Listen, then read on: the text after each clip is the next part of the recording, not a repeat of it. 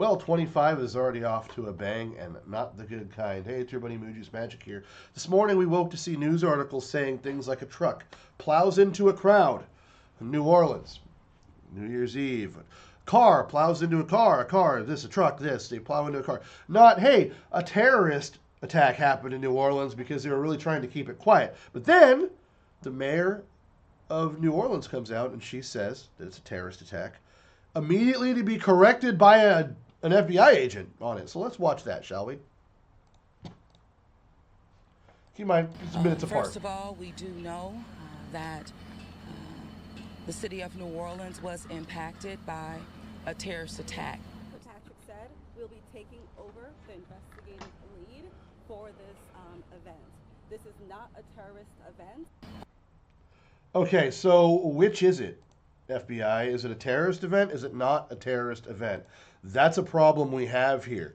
So, the truck that flew through, here's the truck out of Texas. What blares to you, what stands out to you about this truck? Just look at the truck and tell me what stands out to you about this truck, aside from the Texas license plate and it's a white Ford. Look at what's hanging from, what's on the back of the trailer hitch. That is a flagpole. Who puts a jacket on a flagpole, guys? See, here's the thing. That wasn't what was flying on the flagpole. But we're going to get to that. So there's the truck. Let's watch this video again of this FBI director, or this FBI agent. She introduces herself here. It's really nice of her. Good morning. My name is Alethea Duncan. I'm the Assistant Special Agent in charge Probably for help if I pull the FBI New video up. Orleans. As Chief Kirkpatrick said, we'll be taking over the investigative lead for this event. This is not a terrorist event. What it is right now is their improvised explosive devices that was found, and we are working on confirming if this is a viable device or not. Okay. As Chief Kirkpatrick said, we're asking everyone to stay away from Bourbon Street, specifically from Canal Street to St. Anne. That is my ask. Once again, stay away from Bourbon Street, Canal Street, all the way to St. Anne until we can figure out what is going on. Our goal is to provide you additional information at the 11 a.m. press conference. Thank you so much, and we will be in touch. Yes, I will say that we want our community and our visitors to continue enjoying. There's so much to enjoy about New Orleans, and we are going to make sure that our routes in the Superdome are safe today for the game, and yet we had this tragic event. Now, that's the thing about old Kirkpatrick there. She kind of probably feels for the driver, considering not too long ago, she herself, I believe, ran over someone on accident in her car.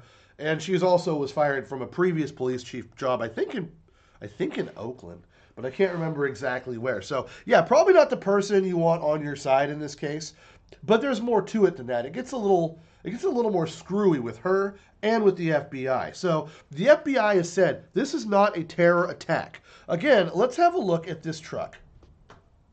Texas, all right? So this is obviously not a terrorist attack. This is some right-wing Christian conservative Texan gun owner, right? Right?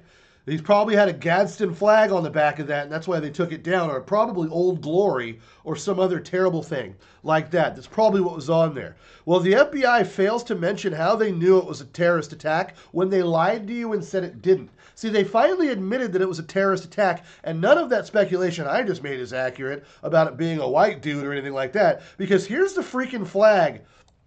That look familiar to you guys?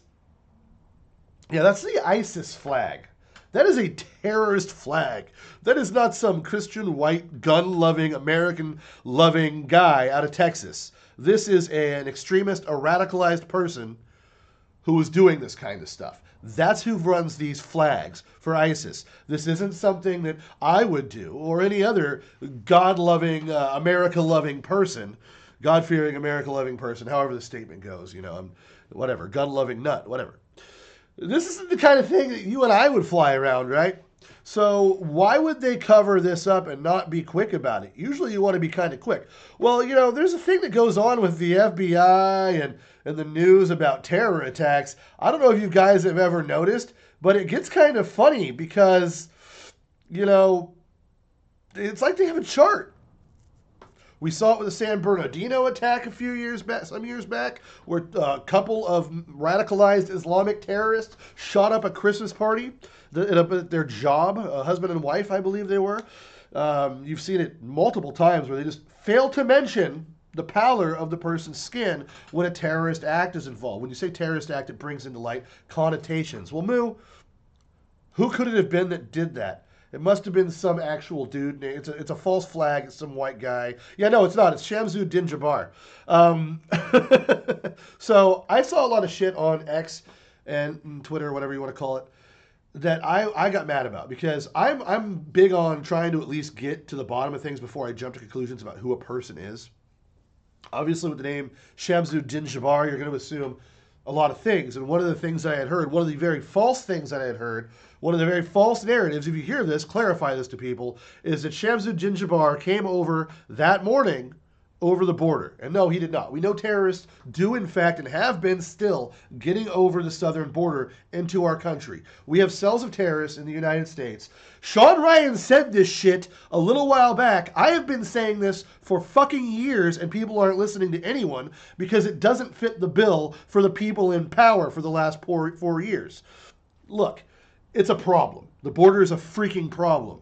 This guy did not walk over the border. In fact, who is he? Well, we know a little bit about the guy, and how do we know? Well, I can actually let you hear it in his own words who he is to a degree. Good evening. I'm Shamsuddin Jabbar, property manager with Blue Meadow Properties and team lead at the Midas Group at Core Realty. I just want to say hello and let you know a little bit about me. So I'm born and raised in Beaumont, Texas, and now live in Houston. And I've been here all my life, with the exception of traveling for the military, where I spent 10 years as a human resources specialist and IT specialist, where I learned the meaning of great service and what it means to be responsive and take everything seriously, dotting I's and crossing T's to make sure that things go off without a hit. Yeah, maybe the FBI could have pulled that from his notebook because they sure as hell weren't doing that here. Look, the guy is a born and bred Texan. He's an American citizen. Why do you bring this up, Moo? Well, aside from his military career, which I'm sure was fine to a degree, except for him, getting in trouble for, Islamic extremist views. He's been on the radar. This guy has been known about for years. He was in the military for 10 years as an IT and human resources guy. And somehow, when he got in trouble for Islamic fundamentalist views and extreme terrorist views, it failed to get to anyone. I'm on a watch list because I don't like Biden, motherfucker, and I know I am. I've been on a watch list for years because I've been pretty outspoken about some things when certain people are doing stupid shit. I'm not very quiet about it. When the people that are supposed to be under my employ as a taxpayer are screwing me over, I'm going to be loud about it. Those are the guys that decide whether or not you go on a list. So this guy wasn't on a list. I wonder why. Now, there are some other issues here. Just after I find out about some of this, about to this point where we're at now in this video, because I found out more since then. We've all found out more since then, I'm sure. I go onto my Facebook. I had to take a break. It's not how I wanted to start my year off. I go to start doing some dishes in my house, and I go to my Facebook before I start doing dishes, and I post, you know what? Here's my prediction for the year, and you guys aren't going to like it. We're going to see a lot more terrorist attacks in the U.S. on U.S. soil this year. You're going to see a lot more. And I said this before when Syria, quote, they kicked the Assad regime. ISIS is Islamic State in Syria. Okay, keep that in mind. Now, I'm not a fan of Assad, but I'm really not a fan of ISIS. ISIS was literally this much obliterated. There's this much left of ISIS under Trump, and then Biden and his... I'm not going to get into the politics of that right now. It's disgusting, it's perverse, and it just pisses me off more. You should be mad about this. And here's what I said. I said there's going to be more attacks. I hit the play button on my YouTube, and there's a news article as I'm getting ready to do dishes. I got one hand dry. A Tesla truck gets parked in front of Trump Tower in Vegas, and it explodes this morning. Funny that they'd use a Cybertruck to park in front of the doors of Trump Towers in Vegas and load it with explosives as it blows up. I haven't heard anything more about that yet, but just the irony. And then I get this bit of news I'm going to play for you now. Second, the first part of your question is more important. Like, was anything missed with this particular individual? Was he radicalizing online in a way that should have been caught? And that's yet to be seen. Yeah, the authorities, the FBI, said they don't believe that this man was solely responsible, that Shamsuddin Jabbar may have been working with a range of suspects, and they weren't ruling anything out. So that leaves, that leaves a pretty wide range of possibilities as to what exactly they're looking at, who they're looking for, and what the public can do to help.